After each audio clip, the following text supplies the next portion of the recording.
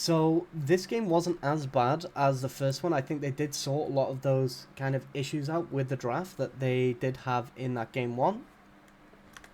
So here we can see that we, again, similar drafts. They don't want the Pantheon going over, they don't want the Javan going over, or the Milio. And again, Kha'Zix, Wukong, and the Ornn, they just really wanted to try and shut Potato Claws out as much as they could this game, which it really did work. So we still have that REB1. I mean, a lot of teams really disrespecting the amount of impact that this RE has and the playstyle it allows your team to go with. You can get very ahead in lane as the RE, or you can just look to be roaming about as much as possible with that hyper mobility. They do go with the Vi and the Jhin. Now, as I said, I think in terms of overall kind of where they prioritize, I think there was so much priority on the Jhin only, which I think Jhin is an amazing pick right now, but when you've got Qlash showing that they like things like the Olaf, they like the kind of bruisers that are super strong with the Senna combo, it's very, very rough for them to just continuously want to be going with this Jhin, and I think this has been a really big crux in their draft throughout. So yeah, so now we see the Olaf came out in first rotation this time, which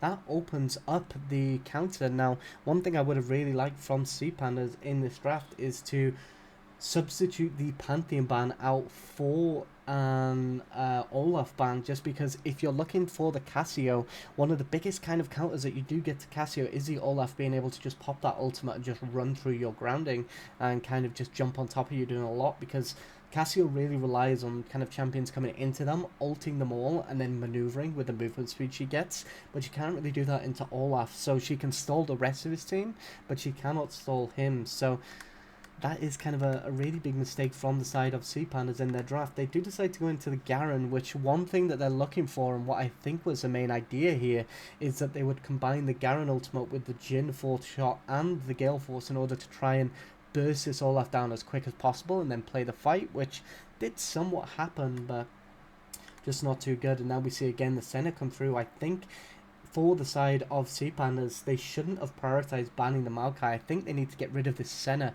especially because Qlash showed that they enjoyed it, and then that would have forced Qlash to potentially go into another kind of ADC, and maybe it would have forced them into a different game plan. But the issue that you have here is Qlash won with that game plan, and Sea Pandas didn't really variate their draft to make up for that change. So, again, really good game from Qlash though. And now when we get into the actual gameplay, so again, both teams opting to do a 5-point, but like I said, in terms of bot lane, you have this kind of matchup, like I said when the game was ongoing, where it's a case of whoever engages first kind of loses, because if Nort goes first, Rakan jumps on Senna, and if Rakan goes first, then Nort jumps on the Jhin. The advantage that the side of Qlash have this game though is the fact that the Senna W can land, and that allows Nautilus to go in. Now they do opt to go for another late invade, which again they showed that they like to do this. So one thing that I am very curious to see is how G2 Hell will decide to punish these late invades, maybe by an invade of their own. One of the big things that we're seeing with Qlash, which we should not see against G2 Hell if they go through. I don't really know as much about Big. I haven't seen them play. If G2 Hell go through, they play very heavily towards their bot side. So if G2 are on the side of red in their games, then they could potentially look to split the map for Kaltis, and she's then going to get the opportunity to hyper carry as much as possible. So again, Vi deciding to go into just clearing this bottom side. And again, we have a bit of a slow fight in top, but this is kind of what I meant in terms of the engaging. You have the Jhin manages to get full shot, and now Senna gets that W. Nautilus does get the hook, and it's like, okay, this is a large amount of CC, but it doesn't matter because Rakan gets to go in and trade that CC back. Potato Claws does get caught here, but again, one of the issues that we have with this kind of Xin Zhao play is we don't really play it as well as we could do. So again, we opt to instantly flash, but one thing that you're looking to do here is you want to E directly on, but then you want to W and get your Qs off, so that you can do another E. But one of the issues here is obviously Vi has that Q as a escape tool, and Xin had to use WE to get on top first. So usually what you want to look to do is save your E so that you can follow a flash. And Vi did actually turn around to hit this camp as well, so that could have been a potential that they could have got this kill, but not quite enough damage. Nearly did burn away from the red buff, but it did seem like today Potato Claus did get caught out a significant amount of time in comparison to yesterday, where she was very much the one that was looking to heavily snowball the game and go from there. So again, Qlash did seem like they were very, very on it today in comparison. Again, Potato Claus going for this topside Scuttle Crab, but Xin, considering he managed to force that Vi out, decides to go for the bottom crab and then rotate into the top one to try and get Vi again. So really, really kind of good rotational play from the Xin to just be the aggressor. Now, when you're playing Xin into most kind of champions, you have to be the one that's going to pull the trigger, and you have to be the one that can do a lot of damage. But here we can see even though kind of C do have prio in theory in top because the Olaf isn't there, the Ari, again, we see this play on Ari. She's just pushing this wave in and then instantly looking to walk up to the fight. So the way you look to play this Ari is continue push in, roam, push in, roam, push in, and you look to do this consistently throughout the game, and that's how you get these big advantages. And this is why you can't allow a kind of pick like that to go through, because you do end up in these kind of really awkward situations. But again, this was really unfortunate for the side of C. So they are lacking a large amount of HP in this fight at the start, and this actually allowed Delicate to do a massive amount of damage, and that got Senna this initial kind of fight. Now, if the Vi wasn't missing so much HP in that situation, then maybe something more could have happened. But you're playing an Olaf and a Xin in this kind of 2v2. They can do a massive amount, especially considering the Xin is the aggressor here. And another thing to take note of is Vi even had an extra Ruby Crystal here, but she doesn't have any buffs. So that gives Xin such a big advantage in terms of the overall fight, especially red buff. Since it does give him a large amount of additional healing from his abilities, which Xin is a champion that heals for a considerable amount. But we did see this kind of fight coming through in bot lane again also, but again, Senna does have those heals, and even though Senna is a ADC, like, she does heal for a significant amount from her Q. Now, one thing you can also do in Senna is if you're opting into these really heavy scaling lanes and you want to fasten Senna for longer as well, you can actually start Spell Thieves in your support item. And then what you do is you use that AP to get additional heals throughout the laning phase, and then once you finish it, you then swap to Sickle, and then through team fights you then manage to get 2 lots of support quest gold because it's unique to the item. So you'd end up with 2,000 additional gold from there, which when you're playing a Senna who is going to become a carry later on in the game, that can be something you can look for. But overall, again, the Nautilus managing to get significant more farm than the Jhin is definitely an interesting trend. But yeah, here again we see the Olaf going into Ravenous Hydra this time. They don't have that composition of very heavy magic damage for the side of C in this game, so it doesn't get as much value from itemization. But again, Ravenous Hydra Rush is very good on Olaf as well because it gives him a very large amount of scaling potential.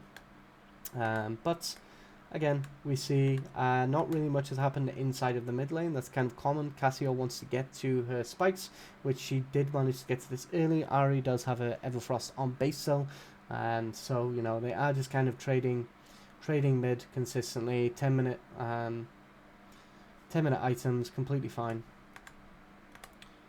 So now, again, we do still see that Qlash were looking to be the aggressors throughout, and they were just looking to really heavily try and shut down C as early as possible. Yesterday, we did see Ash of War for the side of C was their main kind of carry. She was very heavily a big part of their win conditions, but she is forced more onto things like the Garen and the Maud today, which I don't really agree to as much, especially when yesterday we saw things like the Yone and stuff like that come out, and a lot more priority put on her having those kind of counter picks.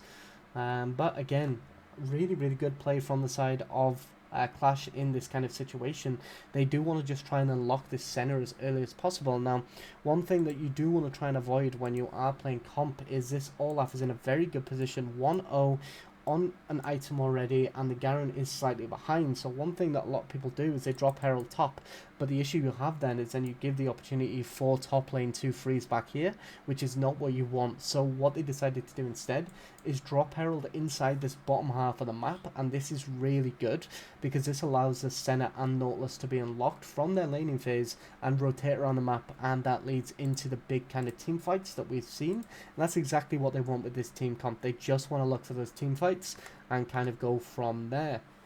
So again, really kind of it shows that Qlash as a team are prepared and they know exactly what they want to do. So they do end up getting this first dragon as well. Hex Dragon does give a huge amount of value just for a single dragon too. So that's very, very good. Again, as we can see here, so this is the reason why Rakan can get counted heavily, because if you do manage to get CC on Rakan before his W goes through, even if he started using it, then he won't actually get the knockup. So you can see he uses his R here, he goes to use W, goes in, and because the Nautilus times it really, really well to get the Q off this knockup, the area shows, but the knockup doesn't actually go through. So as you can see here, now we're in a position where from there they just managed to do a lot. And one thing I want you to really look at here is the Senna in the back here. So if we look back here, Senna is just allowed to completely free hit throughout this entire alteration. She's just completely untouched throughout this entire fight, and that is what leads into them just getting a completely dominant fight. Now, when you have things like the Vi and the Rakan, your main goal is to try and get on top of the Senna and not allow her to free hit. She is still in a mobile ADC at the end of the day, but it's just too little too late. They just didn't coordinate their comp anywhere near enough as what they should have done, and that allowed Senna to just basically do whatever she wanted. So again, really good play from the side of Qlash. I don't want to take that away from them whatsoever, but at the same time, Sea really dropping the ball with what they actually want to do with their comp, and this becomes a very kind of common this becomes very common throughout their fights. Is what we will see is this Senna just manages to sit back and do as much damage as she wants, and there's fights where she takes absolutely no damage throughout due to stuff like this. So even here you'll see Potato Claws again just getting caught once again, going to engage on a Nautilus. You can just never do this. Instead, what you need to be doing here is you need to just accept that this objective is gone. Let Cassio push the tower in and potentially look to siege this tier 1, because the issue that you have in situations like this is when you're playing against a team that is so heavily ahead, they're going to be looking to do Baron really, really early. Now, Baron is very weak at the moment because one thing that people don't realize about Baron is it actually has 120 armor, but it only has 70 magic resist, which when you have a lot of ADCs that can build things like Stormrazor and do a large amount of magic damage now through things like Kraken Slayer, Stormrazor, and other items in general from the ADC changes, you end up in a situation where Baron is super, super easy to melt now. So what you need to be doing on mid is, if you're behind like this, you need to be getting rid of this tier 1 so that if they do go and force a Baron later on, you can basically force mid prior to try and get a tier 2 and then eventually a tier 3 or even an inhibitor to kind of punish bad Baron objective calls. But one thing that we're seeing here is this just isn't happening. Potato Claws is instead deciding that she wants to try and fight a Nautilus, who the issue with this Nautilus as well is, like, Kaisana is the one that's been farming throughout this laning phase, so Nautilus has a huge amount of gold in comparison to the Rakan, so it becomes really, really rough to actually do anything here, and it's just kind of unfortunate overall, and that they just wanted to continue fighting over and over and over, even when they lost that early advantage. Unfortunately, Ari did miss her charm there, which one of the big things there is you don't want to be throwing charms in situations like that, because you have this huge open area right now that Cassio can play within that can dodge the charm, whereas what you want to look for instead is as soon as Cassio gets in this tighter spot here, this is where you want to be walking up and looking to charm, because it's much harder for her to dodge that, and she'll usually have to dodge diagonal like this, which then puts her in a very, very vulnerable position where she'll have to use flash to get away from there. So a little bit unfortunate that she decided to go with that, but again, they do still manage to get that Senna W down, and again, there is still big misplays with the side of Qlash. I don't want to sit here and be like they played a perfect game, because things like not really using the CC in conjunction with each other is issues that is going to plague them throughout the grand finals, especially when they're playing into kind of players like Kaltis, who is going to be the main hyper carry. If they're not coordinating their CC properly and they're just throwing it whenever, it's a little solo queue-esque, and what that ends up doing then is that gives players like Kaltis, who are very, very proficient on their champions, the ability to just completely survive and do a lot of damage, especially in things like the Aphelios, where if she has Red Gun, he's just going to be able to just completely heal that back up. So again, there is still very big issues, and if I'm the analyst for the side of G2 Hell or Big, whoever goes through, these are the kind of minute things that I'm going to be looking for and deciding what kind of draft and what kind of playstyle you want to opt into due to things like that. So again, there is still very big errors going on within the gameplay, and that is something that you really have to pay note of. Which again, there's multiple ways you can play that CC. You can also, another thing that I didn't actually mention that you can play that CC is if you are coordinated enough. It's very difficult to do, but what you can do is throw like RE here, Senna W here, and then you cover this entire area. But that's a little bit harder to pull off, so I don't really want to hone in too much on that. It's more important to kind of layer your CC really effectively, and that's going to allow you to really, really push for getting those kind of picks and kind of kills, which is going to allow you to snowball. Now, at 20 minutes here, myself and probably a lot of people were already saying, hey, Qlash is going to win this, but this is where their gameplay becomes kind of messy. But again, we can see this team fight is starting up in mid lane, which again, what I want you to do yet again is just look at this Senna in the back. She gets that W, gets the ult, and again, just autos and Qs going mad, and Kaisana on the Nautilus just tanking everything to allow Senna to just completely kind of snowball the game there. So again, they kind of had the tools that they needed to try and lock the Senna down, but they were just focusing way too hard on this Nautilus, especially kind of Vi deciding to just jump in and kind of lock down Nautilus, which is definitely not what you want to do in a game like this. Again, Xin Zhao just goes and gets this dragon. Again, this is really good due to the fact that they've already got two. This just kind of shuts down any potential win condition that they might have through this dragon. But again, 10k goal difference in 19 minutes. That's substantial. That's a very huge stomp. So ideally, all Qlash need to do in this kind of situation is make sure that they're controlling waves and just keep mid and top pushed out, and then look to pressure this Baron. And if they're consistently push mid, push top, take control of top side, look to Baron, look to bait, that's kind of what they want to look to do. But they don't really do that anywhere near as much, and it's kind of a bit flippy throughout, I'd say. So again, Ari Charm missing, it's not too bad. Like I said during live, this Vi Q was actually insanely important. Oh, no, sorry, it wasn't this one. It was a little bit later into the game. But again, just in the back, Potato Claws yet again getting caught in this area, and it's kind of rough because Lilian really walking up and just making sure that she can disrupt the Vi as much as possible, gets a really good charm, which again, the charms were super important throughout. This was one of the few good fights that they did get for the side of C though, and the main reason for this is the previous team fights that they had won. They won because this Senna was allowed to just free hit throughout, which if they're playing in kind of this area here, Senna can just hit from over the wall, but as soon as they start kiting back into this area, Senna has to walk all the way around here to get up to do some damage. So this is one of the few times where the side of Qlash will really, really split, and this is another thing that whoever wins the second round really needs to take note of, because they do opt into these rather split fights later on into the game, and that's something that you really want to be looking to punish. So again, one thing that is really a big issue here as well, the Qlash didn't, and I know I'm honing quite a lot on Qlash for the mistakes they made, but because of the team going through, I want to more so highlight the mistakes they made so that it can be punished rather than, we can look for these punishes happening in the finals rather than see who unfortunately have gone out. So even here, for example, one thing that we're noticing is they're not getting control of this mid. Now, this is what we previously mentioned earlier about them not getting control of this mid situation.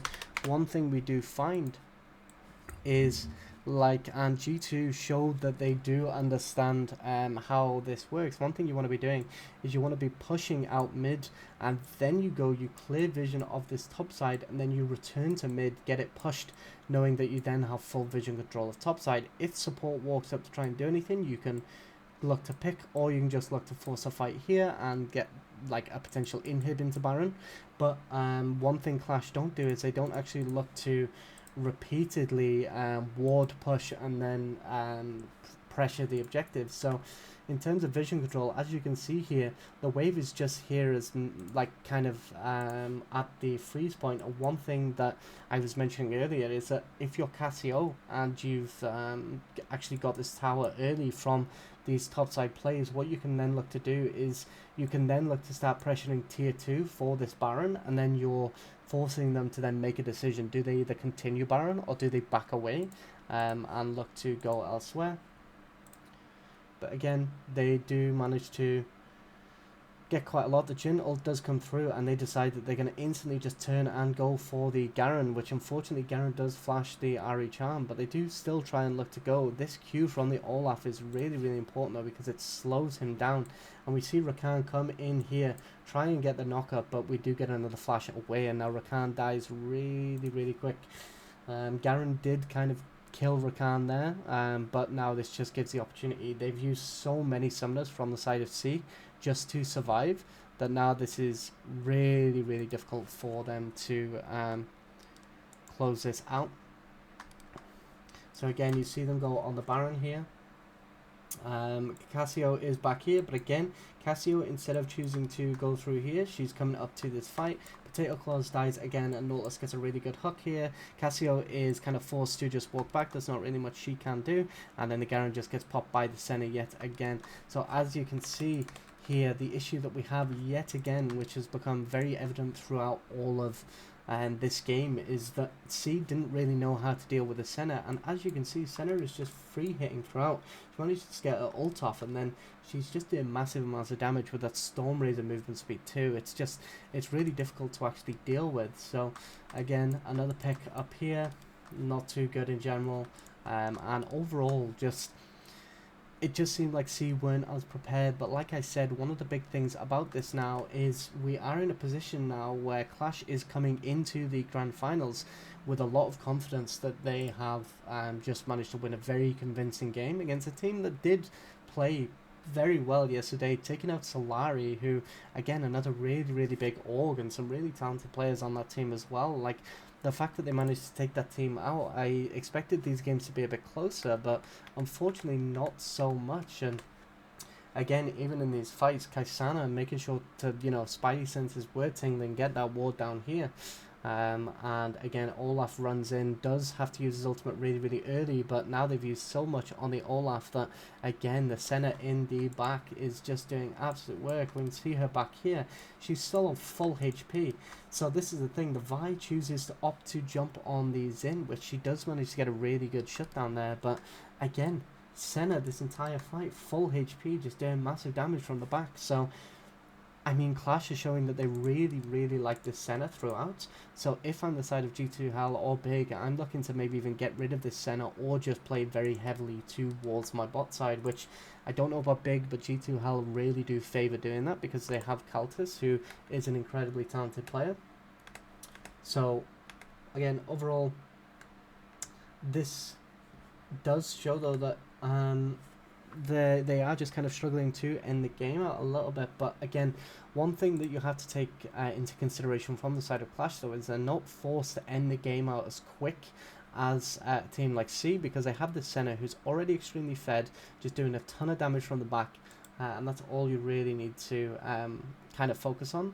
So Senna again gets that root, Nautilus goes over, but again Nautilus has been farming all game, so it is a massive tank, and now Senna just gets to go absolutely wild again, free hitting over the wall, gets that ult down to keep Naut alive for as long as possible.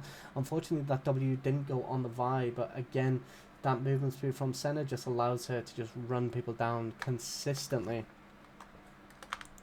So, and again, we get this tower, 550 gold, and now we're just going to look to push this top in and kind of go from there. These souls become absolutely huge throughout because it's going to get Senna closer to that 100% crit mark, and then she's going to start getting lifesteal as well, which is incredibly powerful. So again, overall showing very big favor for this Senna pick, and again, even in these fights, they're just looking to slowly get all these tier 2s out. 550 gold per tier 2, except for mid, is going to just give them more and more gold advantage. Again, 28 minutes, still holding this 10k gold advantage.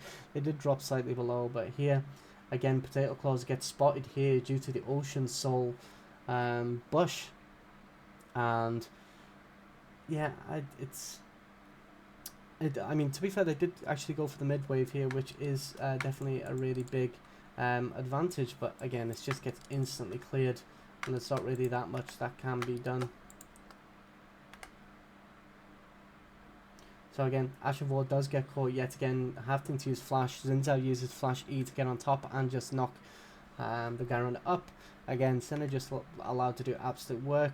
And yeah, now Olaf is running kind of them down, does kind of get a massive amount of damage on Stratus Panda, forces the Gale Force really early, and now that's a massive amount of the damage gone from the Jhin that is meant to be used to kill the Olaf off. A Senna ult coming down as well was really big value, but overall this is just allowing them to get complete control of Baron now. And one thing I do like is they don't instantly force Baron. They're looking to bait as much as possible, but this is a really good kind of return from C. They kind of evaluate that they can't walk into this Baron area and they start pushing down mid. But the issue is they stop. The Cassio walks up and gets picked really badly. This is something that should never really happen. Vi should be walking first, or I mean Garen is dead, so she can't do much, but walking into kind of unwarded area like that is really rough. But we have no more blue trinkets for the side of C, so they were in a really bad position. What they should have looked to do is again just push down mid, try and pressure these towers and potentially an inhibitor, so that if they do get Baron on the side of Qlash, they have to use it to anti-push the supers. But again, now we're in a position where it's just 5v3. It's really difficult to, well, 4 because the Garen is coming, but it's really difficult for the side of C to really do that much, especially when you've got the Senna just doing so much, and especially landing that W on the Jhin, which allows the Ahri to be follow-up CC on the E. It's just really important, especially considering Ahri opted to go into a Horizon Focus as well, which amplifies the damage when she gets that E down. So again, I really do think Qlash had a really good game, but I do think that they seem a lot more cohesive and a lot more practiced than what C did today. Unfortunately, better team showed up, and we will look forward to seeing if Qlash either decide to continue going with this kind of supportive AD topside heavy kind of meta for their team, or if they decide to try and fist fight with the bot lane of G2 in, or I'm not sure who Big, I mean we'll find out how Big play the game in case they do go through. If Big do beat G2 Hell, I think that's still great, right? We're going to end up having a really competitive final anyway. But yeah, so overall at this point now it just becomes really kind of rough. They're trying to kill the Olaf off, but it's very difficult to. Olaf can survive for a long amount of time. He does have Jackshaw and Ravenous Hydra, and now it just means that the rest of the team can come up, and Senna again in the backline, as we can see here. Again, no HP lost. Like, she just doesn't lose any HP in these fights. The Nautilus is so tanky that he can just walk up and just tank everything, and now the Senna is just doing a massive amount. So even though usually conventionally you don't want the Nautilus farming, it shows that Qlash know how to play with the Nautilus farming, and they seem to have a really good understanding of how fasting Senna works, and it's becoming apparent from that in this. So maybe we see a ban of the Senna come through in the grand finals just to deny it and force them onto something else. But yeah, really good game, and we'll see how that goes.